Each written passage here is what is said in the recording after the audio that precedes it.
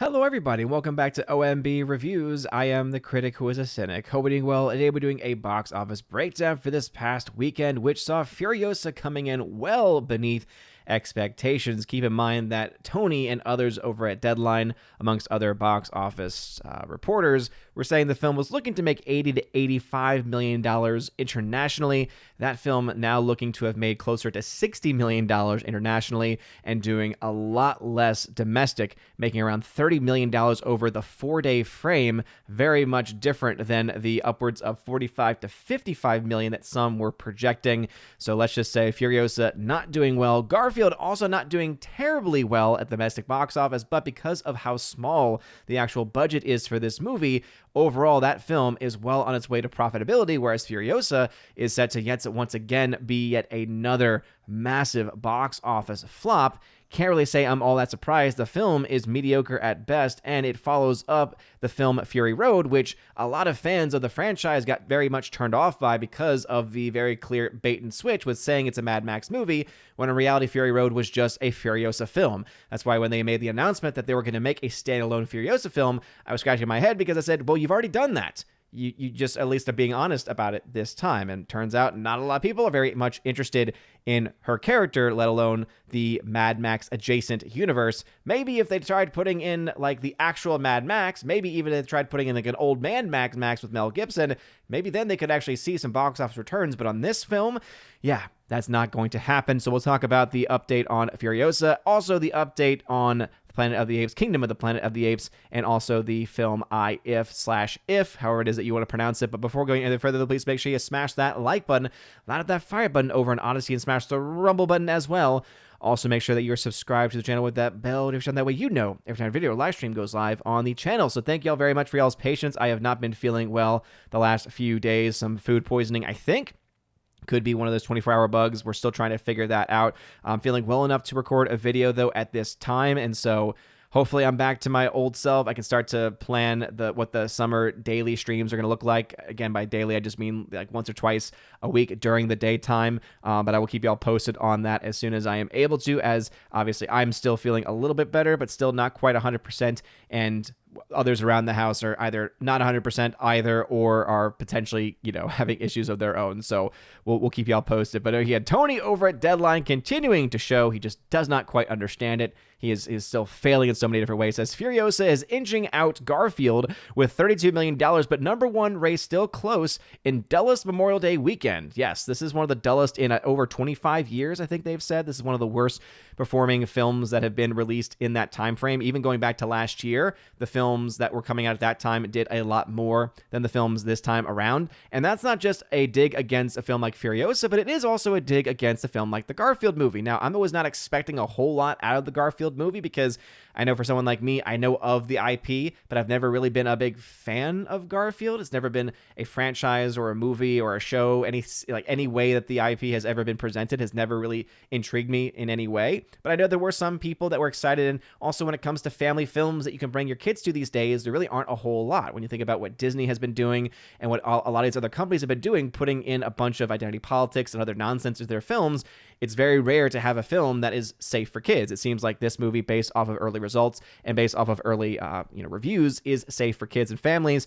And so I think that might help the film in the long run, but at least as of right now, not doing all that well either, but still a much better story, a much more positive story than for Furiosa. And we'll talk about why that is the case in just a second. But first, let's go ahead to Tony's first paragraphs. It says, Warner Brothers Furiosa had the edge over the Garfield on Sunday, 7.6 to 7.4, which is putting her ahead on the 4-day estimates of the Orange Cat, 32 to 31.1. So just look at how close that is, okay? So keep in mind, going into the weekend, the thought by Tony and others was that Furiosa was going to dominate the weekend. It wasn't even going to be close. Going into the weekend, I said, especially because of the reporting done by Valiant Renegade and some of those early numbers that we got, that the film would probably actually be pretty close. Once we got those numbers in for Friday and Saturday, it became very clear that this was going to be a battle between the two. You don't really get that much closer than 32 to 31.1. And that's, again, comparing the 4-day numbers. And that's, I think, what we really need to focus on, because they said going into the weekend that the 3-day totals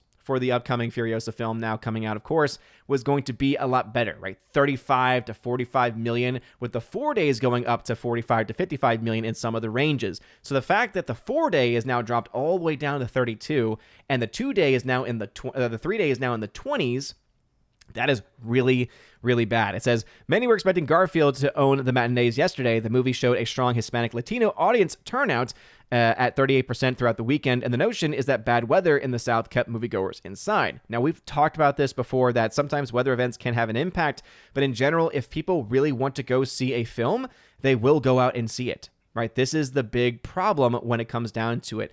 And this is something that, again, the people at Deadline and others really don't seem to be getting. Now, he seems to be mentioning something in regards to female-led action films. So let's see what his analysis is here. It says, everyone who thinks that this past Memorial Day weekend was sort of a doomsday at the box office has to get a grip, as it all boils down to product. Female-led action movies outside of franchise picks, Captain Marvel and Wonder Woman, have always been challenged as sub-genre at the box office. Furiosa's 3-day 26.3 and 4-day are in the realm of such movies as the 2018 Alicia Vikander Tomb Raider and even 2019's Alita Battle Angel. So once again, he gets part of it, but then misses a huge part of the point. Basically trying to say that it's not because of the female-led genre that this is what's happening, because again, franchise-led picks showed you otherwise.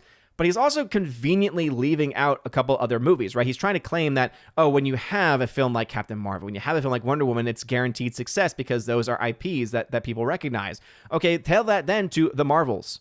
That was a female-led franchise that came out, and guess what? That film bombed. Oh, you want to talk about Wonder Woman? Let's talk about Wonder Woman 1984.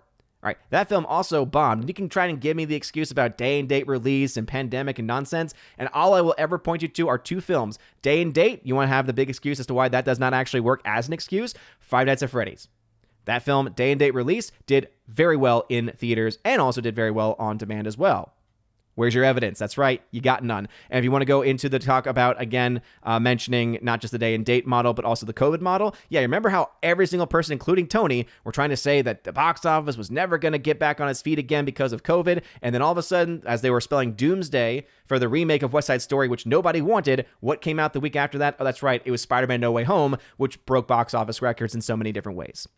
So yeah, please spare me that nonsense. Every time I hear it, it always just, again, makes me go off on the rails here. But again, they're clearly missing the main point, which is it's not that people are tired of a specific type of movie. It's that we're tired of franchises that have always predominantly, or at least at their very foundation, featured male leads that have then, by no actual natural process, been force-fed female leads. Right? So it's one thing if you have a natural transition of one character to the other, right? You have an established character, there's years and years and years of buildup, and then eventually you hand the reins to somebody else. Maybe that person happens to be of a different gender, who knows? But that's not what's been happening recently, right? What's happening recently is that people have been force-fed these things. These changes have been forced as well, and turns out nobody wants that. When you have a male-dominated genre that men show up to, just because you're now going to try to appeal further to the female audience does not mean that that's going to actually work. And I think the proof is in the pudding. And I think Furiosa is also another wonderful example of just that actually happening. Going now to thenumbers.com, we've had some changes happen. So the numbers initially for Furiosa were around $25 million. We've gotten some updates. And again, we'll probably get another update tomorrow into Wednesday about what the 4-day totals actually are. Right now, we just have projections. But the 3-day being $26.3 million for Furiosa. Again, that's a good $5 to $10 million less than what was initially being estimated for the film's 3-day. So just to give you a bit of a metric there, this is also almost 3 times less than what the opening weekend was for Fury Road back in 2015. And we'll look at those numbers also today as well. The number 2 film went to the Garfield movie at $24.0 million, so not very far behind as far as like for like, but Furiosa obviously took the day. Now it'll be interesting to see if today, again, blessed Memorial Day to anyone out there who has served, especially for those that have already given up their lives for us in the military. We obviously, of course, always want to be able to give that to them and to their families. But the big question about families especially is going to be, do families come out more so today for a film like the Garfield movie than for a film like Furiosa?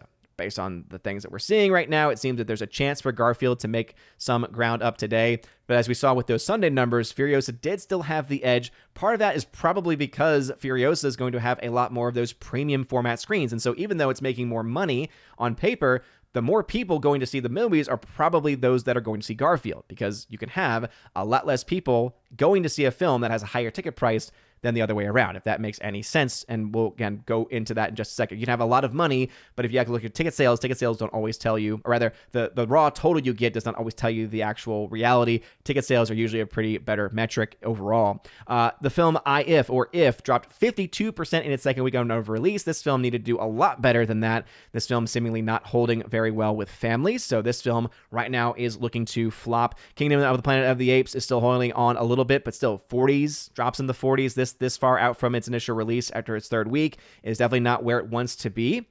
Right now, this film is definitely on its way and on the path to losing a lot of money. And also, The Fall Guy rounding up the top five, 5.9 million there, 28% drop in week 4, so not a terrible drop. But this film also being on PVOD now at this point means that its theatrical chances are not very high, do not look very good. Let's go to the charting real quick, because we love charting here on OMB Reviews, because I have a few different charts to show you. Okay, so here's my traditional chart. And if you're wondering, okay, I'm skipping some steps today. Again, it's because I want to try to get through as much information as I can while I'm still feeling okay without overdoing it. So we can make some projections now on 2 different films, okay? So we have the film If, which made is up to $98 million. And this is as of yesterday, as of those projections the other day. So at around $98 million, let's see if anything has been adjusted. Looks like, okay, it has been adjusted to 103.5. So let's go ahead and just make sure that that is fair. So 103.5, 1, 2, 1, 2, 3. Okay, so as of right now, it's around $103 million it's made after 2 weeks. Based off of typical historical trends, that means the film will make somewhere between $147 million on the low end and up to $207 million on the high end. So these are the very likely end results for the film box office-wise. Now, remember, this film costs over $100 million to make, which means it needs to make well over $275, depending on where it makes its money, to actually break even. So as of right now, we're projecting the film to lose somewhere between $76 million and $40 million when everything is said and done. As of right now, it's sitting at about $100 million loss. So this movie, if I had to make a guess right now, it's going to be well north of 50 as far as total losses, well north of $50 million in its overall losses. We can now also make some projections on The Strangers Chapter 2, because this is now also in its second week of release. So going back to its 2-week total at 22.5, let's see if there's been any major adjustments. It's actually around $24 million. So again, these are, if you want to know why there's differences between what numbers we get on Sunday versus Monday, it's because the Sunday numbers are estimates, the Monday numbers are the actuals, what's being reported by the studio. And so that's why sometimes you'll see these numbers change. So let's go ahead and give it its due and update that to 24 million. So at 2 weeks, 24 million, it means we're projecting The Strangers Chapter 1 to make somewhere between $34 and $48 million by the end of its run. Now, this might seem very low, but remember, this film only cost $8.5 million to make. So right now, we're projecting the film to get somewhere between $7 and $16 million in net profit. As of right now, it's made $1.6 million in profit. So this is a film, one of the very rare films, it seems, these days, that is not only broken even, but is also continuing to add to its overall profits. And this probably will continue for the film going forward. So kudos to them for being able to make a movie that actually is making some money. Compare that to a film like Kingdom of the Planet of the Apes, which right now is around $237 million in the red. That means the film is hovering around $100 million in the red. Now, here's where some of my other charts are going to be breaking this down. So remember, this chart here, right, my break-even 2.5 multiplier, that is what typically you need to make, all right? That's kind of that standard that you need to make. But if you want to really dive into the numbers and see, okay, but what are the actuals probably looking like? What are the actual losses probably going to be? Seeing that most films today, especially bigger films, tend to make a lot more internationally than they do domestically, and you get a much bigger chunk of the pie when you are having your films domestically released, right? Studios get about 55% of that, and internationally they get about 40% of that, excluding China, which is 25% on its own. So what are the numbers actually looking like for films like this? So I do have it on this auto set, this auto factor in setting, so that it should automatically fill in with new data. But because I have got so many different prompts, it sometimes takes a little while on some movies. But I do have Kingdom of the Planet of the Apes, just to give you an idea. So according to the numbers, so this is the reporting from them, the film has made around 122, as of the recording of this video, as of the last update, $122 million domestic, but it's made a lot more money internationally, $155 million. Also around 20 million from China as of the last report. Now, this number will go up because China's numbers can sometimes be a little further behind. So this movie is probably actually around $300 million. That being said, the actual losses for this film are over $100 million. So this gives you an idea about the difference between that 2.5 multiplier. If that was true, then that would make it $97 million in the red at this point. In reality, though, it's looking closer to being over $100 million in losses. So based on how well it's doing in its holds week to week, I think probably north of $75 million is likely. Maybe in a best case scenario, it loses 50. Either way, though, this is not a huge hit. This is not the film that people were saying, oh man, this movie's making so much money.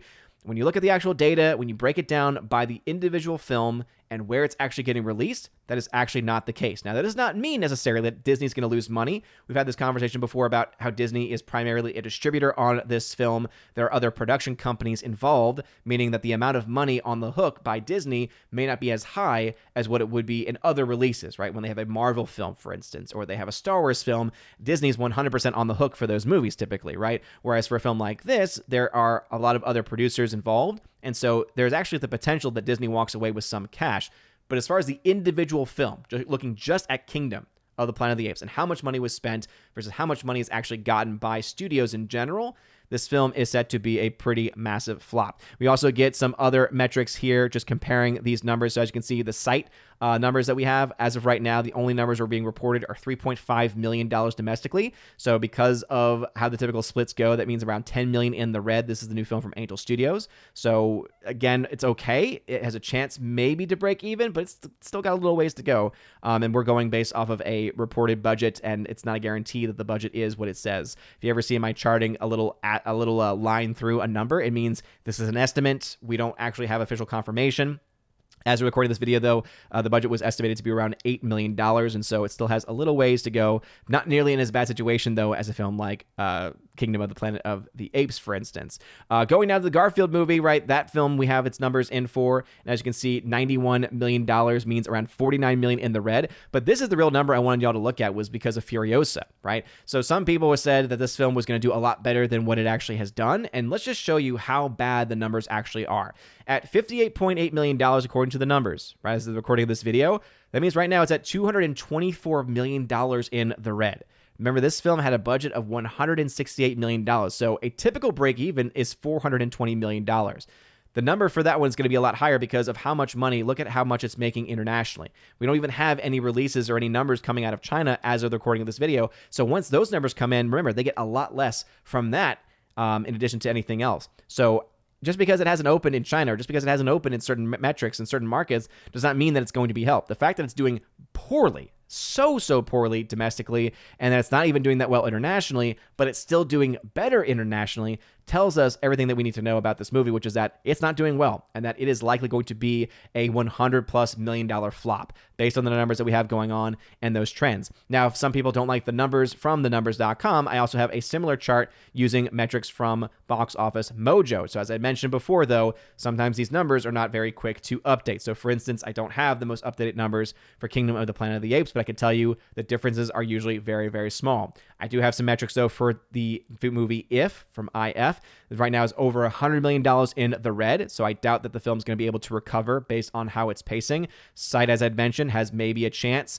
Garfield movie at $45 million. Remember, this film only cost $60 million to make, and so even though it got a huge portion coming internationally, remember, it got an early release in international markets, and so the domestic market will very likely catch up and exceed that of the international, and it's doing well enough to where its possibilities of breaking even, I would say, based on the numbers right now, maybe in the next 2 weeks we see this film break even, maybe make a little bit of profit. But that's why I did want to make the point that even though Garfield's situation is a lot better than Furiosa's, Garfield's still not out of the woods yet. It's still not doing well enough on paper to actually break even, to actually hit its points. I know it still has some international communities that it has to come out in. It's also, of course, we're waiting on some reporting from those countries, reporting from, what the Monday numbers internationally going to be. This week being a week where most people are now off from school could also have an impact on that too. And so, of course, we'll continue to cover this and so many other things here on OMB Reviews. And so what are y'all's thoughts about this, though? Are you surprised to see Furiosa doing as poorly as it is? Again, well over $200 million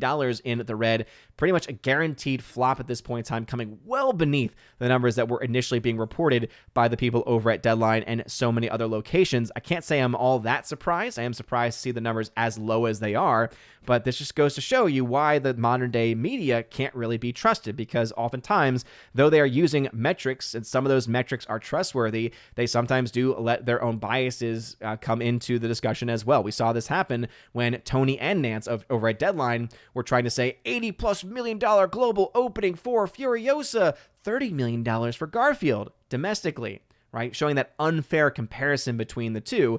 And guess what? It turns out that if you look at what Garfield is doing and what it's already done internationally, I mean, the opening weekend, if you take into account the opening weekend internationally for the Garfield movie and add that to the domestic for Garfield, you're looking at very similar numbers. And in fact, I think on paper you could say that the Garfield movie has made a lot more money.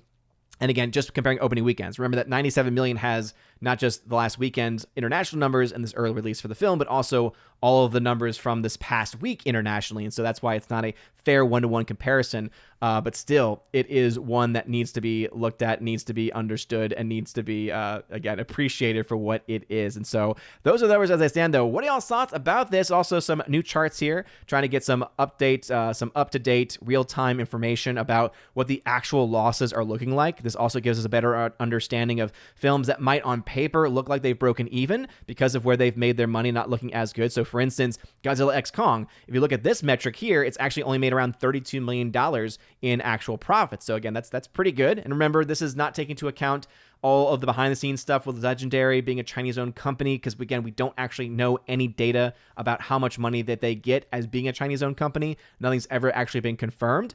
Versus if you look at it on this chart, which takes the 2.5 multiplier, this would insinuate that the film has made $136 million in profits. That's why having it broken down by domestic, international, and China is so important, because it gives you a much better understanding of where these films end up. I also have this chart for the 2023 films, and be on the lookout.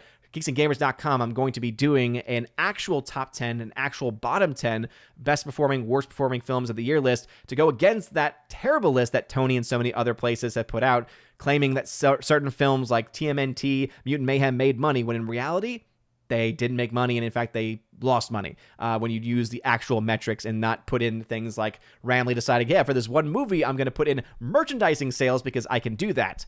Okay, Tony, but let me know your thoughts about this or anything else I mentioned in the comment section down below. If you like this video, smash that like button, light that fire button, obviously smash the rumble button as well. Also, share this video out as well for get more people to know what exactly is going on at the box office, why it's so important to be honest about the numbers. As you all know, I show my biases when it comes to films that I like, but if there's a film that I like and it's doing poorly, guess what? I'm going to call that out, because the numbers do not have feelings. The numbers do not have emotions. The numbers simply are what they are. And we'll continue to do box office analysis here on this channel. You guys are all amazing and beautiful people. Have a wonderful rest of your day, a blessed time after Pentecost, and a blessed Memorial Day as well. And also, as always, God bless.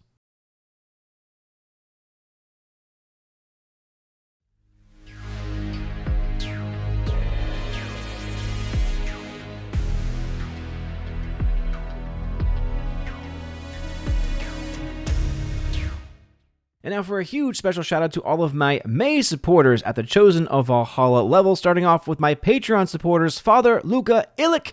Hail to you, Father. Rosetta Allen, check out her YouTube channel, which is Eagle Rider. And also Miss Martin Muses, check out her YouTube channel by the same name. To my Subscribe Star peeps, starting off with Matt317, check out his Twitch channel by the same name. And ZK-Man, check him out over at xtheboundaries.co. And also, lastly, to my YouTube member at the Chosen of Valhalla level, Mr. Roy, who is, of course, awesome, as all of my Chosen are amazing. If you want your name shouted out at the end of every live stream and video, make sure to check out the top link in the video description below. You can also get access to things like exclusive podcast and giveaways. I do a giveaways channel on Discord if you are a member at the Keeper of the Bifrost level and above, and a ton of other stuff. So check out more information about that in that top link below. You guys are all amazing and beautiful people. Have a wonderful rest of your day. And as always, God bless.